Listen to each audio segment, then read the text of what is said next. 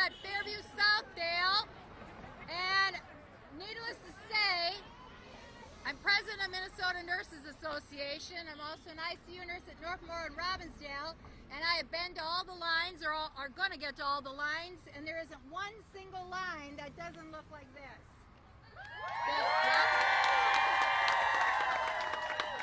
The support of the nurses for their contract, the support of the nurses for their patients, the support of the nurses for their community is overwhelming, because we are out here not only for our own contract, but for our very profession.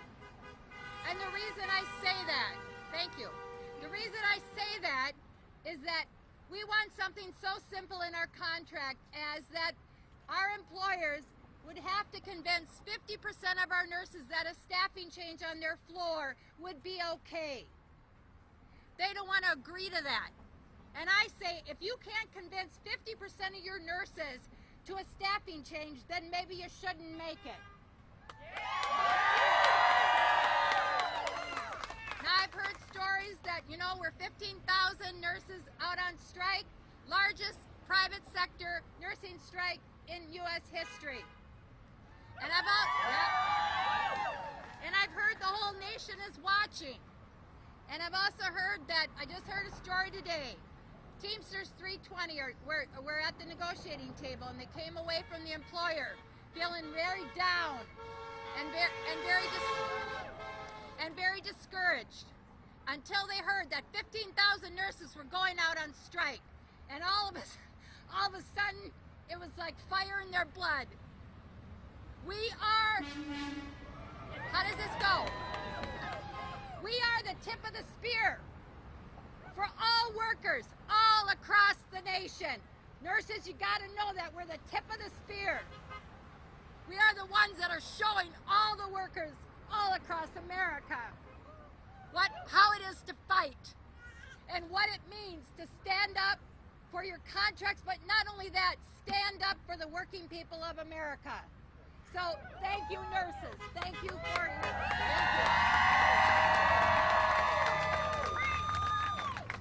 So now I want to call a few people up here, a few good friends of mine here.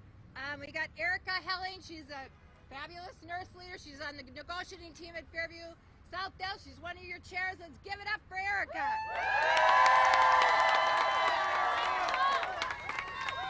Wow. Follow Mary. Good luck with that, right? So I'm so excited to be here to represent these Southdale and Riverside nurses. We are working so hard to get a contract done.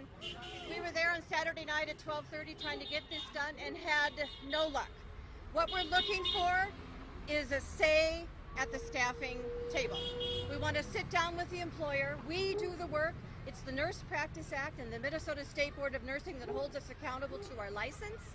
And when we have a say in how it is we practice, we get it done. But if we don't have a say, everyone is at risk. Every single one of us needs a nurse one day in your life.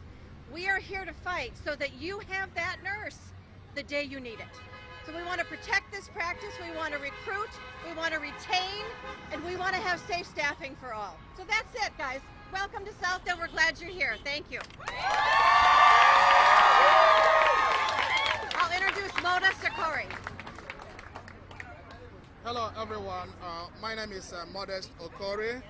I represent Fairview, Bethesda and St. John's. Just want to let everybody know that we are all nurses. We don't like to be on the street. It's not our intention to be on the street. We are pushed to be on the street. We would rather be with our patients, not on the street. We don't like it. Look at all these nurses. We would have loved to be with our patients, but we are out here fighting for the patients, fighting for safety, fighting to have adequate nurses that we need to take care of our patients. But the hospital, they don't want to do that. Contrary to what they tell people that it's all about wages, it's not all about wages. If it's for wages, our president have said it so many times, we would have been working as travelers, right? Right. But we chose to stay to make things better for our patients. We asked for security. All of you have heard about all the incidences happening across the hospital settings. You know, our staff being assaulted. Over at St. John's, a doctor was assaulted a few weeks ago. At Bethesda, a staff was assaulted in front of the hospital. We brought all this information to management. What did they tell us? nothing in your proposal is workable. Yeah, they keep on telling us that we want to settle this contract. No, they are lying. They don't want to settle the contract. It's all about control. It's all about power. Even at the time, members came to negotiation section crying, telling them heart-wrenching stories of assault, humiliation. What do they tell us? They will ask, what else do you have for us? No compassionate, no sympathy, no empathy. Those are the employers you are working for. But we will not stop until we get the best for the patient. We will not stop until we get all the staffing requirements we need to make healthcare a good thing for Minnesota and across the nation. So we will continue, nurses. Keep on fighting, not giving up. Stand up for your right. Thank you.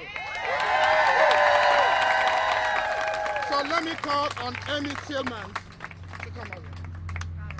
Hi, my name is Amy. I work for the University of Minnesota Masonic Children's Hospital, M Health Fairview. It's a mouthful, but what M Health Fairview is spending its money on is their branding, it's their advertising, and if they spend their money on what is happening in the building, taking care of our patients, having enough staff, not just nurses, all of our staff that take care of the community, if we had what we needed to care for everyone, that would be the reputation that would soar. That would be what tells you M Health is where you need to go for your care. But instead, they have huge billboards. They have M Health Fairview up in Allianceville. That's what they're spending their money on. But what we need them to pay attention to is what we're asking for. Safe staffing, better benefits so that we retain good nurses, so that they stay in the community where they live and where they want to take care of their patients. Thank you so much for being here. Next, Jeff from Methodist. How's it going? I'm Jeff Bloom. I'm from Methodist Hospital. I work in neurology and neurosurgery. And this is Kaylee. So for us, all the proposals, all the things we're looking at, whether it's wages or whether it's time off or it's maternity leave, all that stuff, it all comes down to gaining more staff and retaining more staff. We are just short constantly. Seems like every shift, every day, they're trying to get us to stay extra. Friday night, I worked 16 hours overnight. I went home, I slept for 4 hours. I came back and worked another 12. And I do this at least once a week. I'm trying to leave. Between shifts, I'll spend 10 minutes eating food before I go back. I have this little one clinging on to me, trying to get me not to leave because she hasn't seen me in like 2 or 3 days. And this sucks. This isn't sustainable. This is like this constantly. For the strike here, the hospitals are doing very well. They found a lot of nurses. They were able to pay nurses more, and they were able to control the census in order to have safe patient assignments. 3 things they've been telling us for 6 months they have no control over. They're out of their hands. They can't do anything about it. They've solved all those problems. They've proved our point that they can solve the problems that they're saying that they can't solve. They can make a contract that works for us, that makes nursing sustainable, that makes patients safe in the hospital.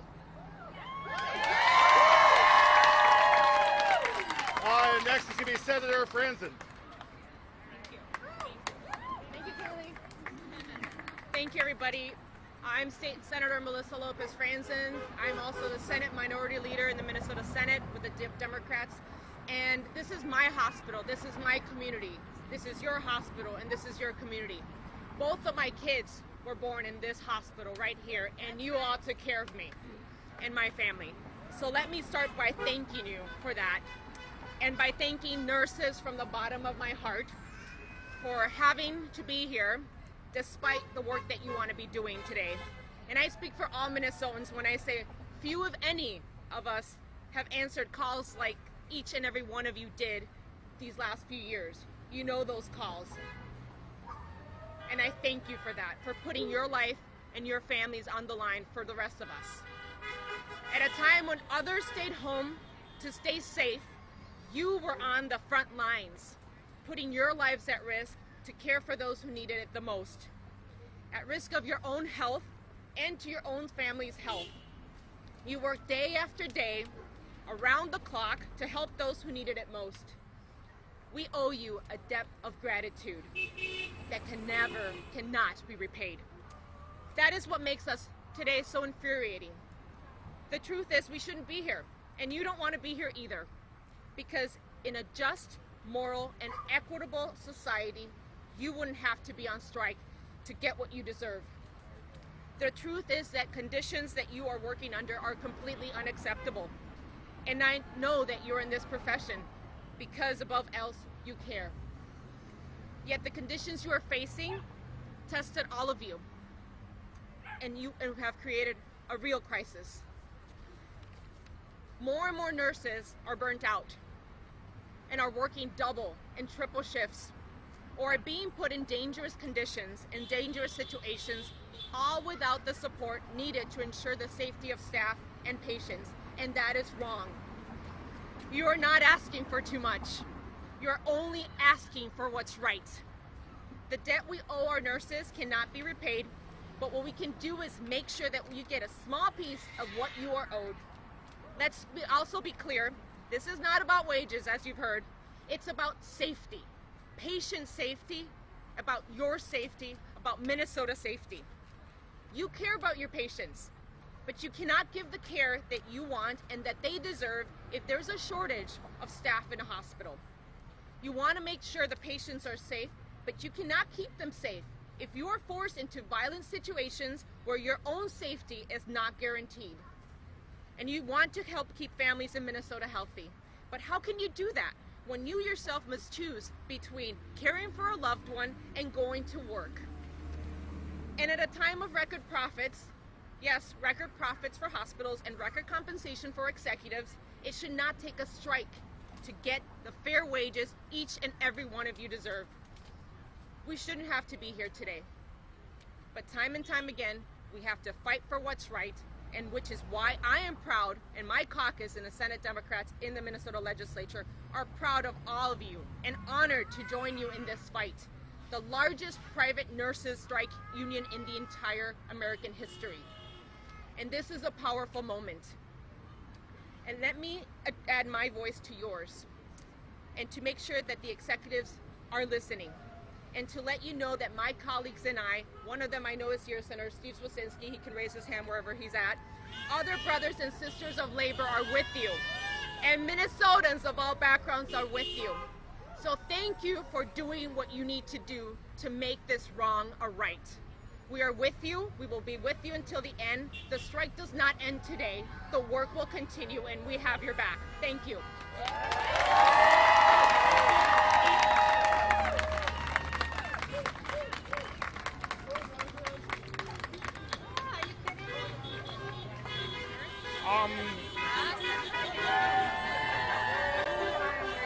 Okay, I'm Senator Steve Swasinski from Eden Prairie, and I just want to say to everyone here, a nurse saved my life when I was 17 years old. A 17-year-old nurse saved my life when I was 17 years old, and I'm here today to tell you I don't owe you guys a pat on the back. I don't owe you guys a debt of gratitude. I don't owe you guys a round of applause. I owe you guys everything.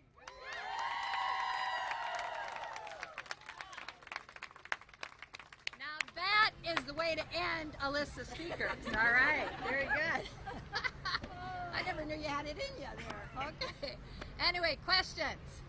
There's a group of nurses that go back at 6:30 today. Can you explain why? United? They're going back at 6:30. Yeah, I know. Yeah. What's our answer to that? Just the way the strike notice was drafted. Yeah, that's it. It was mainly the way the strike notice was drafted, and so they have to go back at 6:30, for 7 p.m. tonight at United. Okay, just United. Yeah. That's the only hospital. That's the only hospital. The rest of us will be on strike till we'll go back 7 a.m. tomorrow morning. Were there any negotiating sessions that went on during these past 3 days? We all had them set up, and like North Memorial, and I don't. Did you guys have one? Nothing. Okay. Yeah, they either refused to set them up or they canceled them. The hospitals. The hospitals did. Like at North, they gave us a lecture about how disappointed they were, and then they canceled we would have been at the bargaining table on this past Tuesday, yesterday. And Alina and Children's also had dates that were canceled. Okay, you're asking for a say in staffing levels, correct? Correct. Twin Cities Hospitals group said that some nurses do have a say. They said managing nurses and charge nurses are part of a team that makes decisions on staffing levels.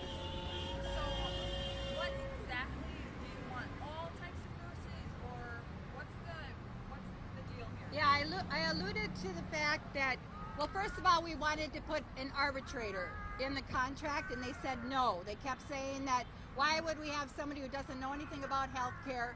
You know, like if we came up with a difference of opinion on what they were going to want to do for staffing, and they said categorically no. And so what I alluded to at the beginning is we want that if they're going to change the grid or the staffing on my floor, like in the ICU, make me all of a sudden take 3 patients instead of 1 or 2 like we should.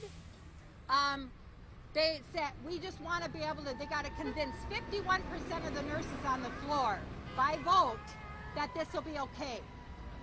And I'm sorry, I'll say it again. If you can't convince half your nurses that the change that you're going to make on the floor is an okay change, you better not be making it. So that's, but they see that as, and this quote, we will never let the nurses have a say in the staffing grids. They were just blatantly saying we will never. So these committees that you're talking about, and we have the same ones at North than they do here at Fairview, they don't mean anything anymore. They don't mean anything anymore. They have said, we have learned to get by with less during the pandemic, and I think that's the way they intend to go. Can I say too, the hospital ultimately has veto power over it too.